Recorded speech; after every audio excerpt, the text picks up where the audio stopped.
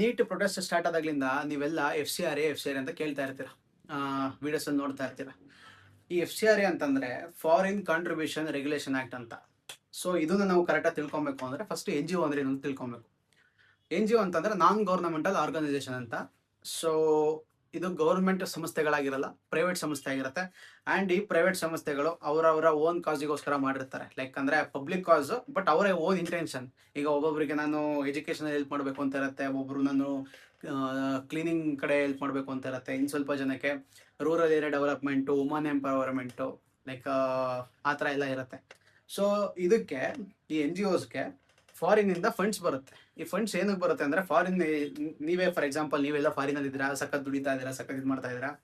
ಯಾವುದೋ ಒಂದು ಬಡ country like once upon A time ಅಲ್ಲಿ ಅದು ಡೆವಲಪ್ ಆಗಲಿ ಅಂತ ನಿಮಗೂ ಆಸೆ ಇರುತ್ತೆ. ಅಥವಾ ನೀವೇ ಈಗ ನಮ್ಮ ದೇಶದಲ್ಲಿ ಇದ್ಕೊಂಡು ಓದಿದ್ರವರೇ ಫಾರಿನಿಗೆ ಹೋಗ್ತಾರೆ, ಆ್ಯಂಡ್ ಅಲ್ಲಿರೋರು ನಮ್ಮ ದೇಶದಲ್ಲಿರೋ ಯಾವುದೋ ಸಂಸ್ಥೆಗಳು, ಒಳ್ಳೆ ಸಂಸ್ಥೆಗಳಿಗೆ ಫಂಡಿಂಗ್ ಮಾಡ್ಬೇಕಂತ ಇರುತ್ತೆ. ಸೊ ಒಂದು ಒಳ್ಳೆ ಕಾಜಿಗೋಸ್ಕರ ಅಂತ ಲೈಕ್ ಅವರು ಏನೋ ಮಾಡಬೇಕು, ನಮ್ಮ ದೇಶಕ್ಕೆ ಮಾಡಬೇಕು, ಅಥವಾ ಲೈಕ್ ಇಂಡಿಯಾ ಡೆವಲಪ್ ಆಗಲಿ, ಅಥವಾ ಅಲ್ಲಿ ಇಂಡಿಯಾದಲ್ಲಿ ಹೆಲ್ಪ್ ಆಗಲಿ ಅಂದ್ಬಿಟ್ಟು ಫಂಡ್ಸ್ನ ನಮ್ಮ ಇಂಡಿಯಾದಲ್ಲಿ ಯಾವ ಸಂಸ್ಥೆ ಬೇಕೋ ಅವರು ಹುಡುಕಿ ಎಲ್ಲ ಮಾಡಿಬಿಟ್ಟು ಆ ಸಂಸ್ಥೆಗೆ ಫಂಡ್ ಮಾಡ್ತಾರೆ.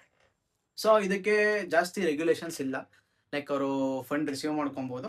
ಬಟ್ ಮೇನ್ ಎಫ್.ಸಿ.ಆರ್.ಎ ಸ್ಟಾರ್ಟ್ ಆದಾಗ ಇದು ಯಾವ ಥರ ರೂಲ್ಸ್ ಆಯಿತು ಅಂದರೆ, ಜಡ್ಜಸ್ ಆಗಲಿ ಅಥವಾ MLA MP ಕ್ಯಾಂಡಿಡೇಟ್ಸ್ ಆಗಲಿ ಅಥವಾ ಯಾವ್ದಾದ್ರು ಲೈಕ್ ಪೊಲಿಟಿಷಿಯನ್ಸ್ ಇದು ಈ ಫಂಡ್ಸ್ಗಳನ್ನ ಯೂಸ್ ಮಾಡೋಂಗಿಲ್ಲ. ಇದು ಏನು ಏನು ಒಳ್ಳೆ ಕೆಲಸ ಮಾಡಬೇಕು ಅಂತ ಸಂಸ್ಥೆಗಳು ಓಪನ್ ಆಗಿದೆ, ಆ ಕೆಲಸಕ್ಕೆ ಮಾತ್ರ ಉಪಯೋಗಿಸ್ಬೇಕು ಅಂತ. ಈಗ ಕರೆಂಟ್ಲಿ ಎಲ್ಲ ಎಫ್.ಸಿ.ಆರ್.ಎ 2.0 ಲೈಕ್ ಲಾಂಚ್ ಮಾಡಬೇಕು ಅಂತ ಇದ್ದಾರೆ. ಈ ಎಫ್.ಸಿ.ಆರ್.ಎ 2.0 ಏನಾಗುತ್ತೆ ಅಂದರೆ, ಇದುವರೆಗೂ ಲೈಕ್ ಎಲ್ಲ ಟ್ರಾನ್ಸಾಕ್ಷನ್ ಆಗ್ತಾ ಇರುತ್ತೆ, ಎಲ್ಲ ಇರುತ್ತೆ, ಲೈಕ್ ಮಾನಿಟರ್ ಮಾಡ್ತಾ ಇರ್ತಾರೆ, ಇಲ್ಲ ಅಂತಲ್ಲ.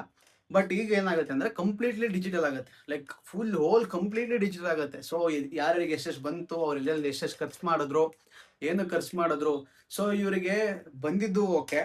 ಆ್ಯಂಡ್ ಖರ್ಚು ಮಾಡಬೇಕಾದ್ರೆ ಇವರು ಸುಮ್ಮನೆ ಬ್ಲೈಂಡಾಗಿ ಖರ್ಚು ಮಾಡೋಕ್ಕಾಗಲ್ಲ.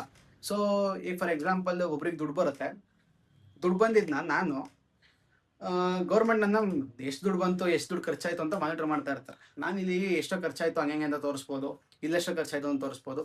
ಅದಲ್ಲದೆ ಇನ್ನೂ ಅಡಿಷ್ನಲ್ ಜಾಸ್ತಿ ಖರ್ಚಾಗಿದೆ ಅಂತ ತೋರಿಸ್ಕೊಂಡು ಅದನ್ನು ಬೇರೆ ಥರ ಕೆಲಸಕ್ಕೆ ನಾನು ಉಪಯೋಗಿಸ್ಕೊಬೋದು.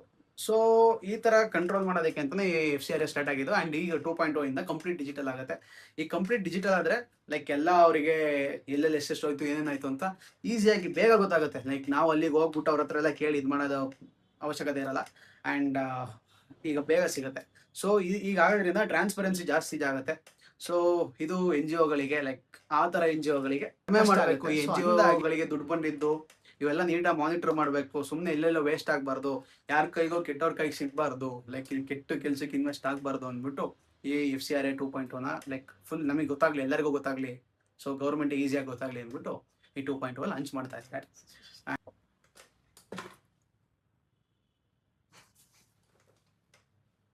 ಧನ್ಯವಾದ.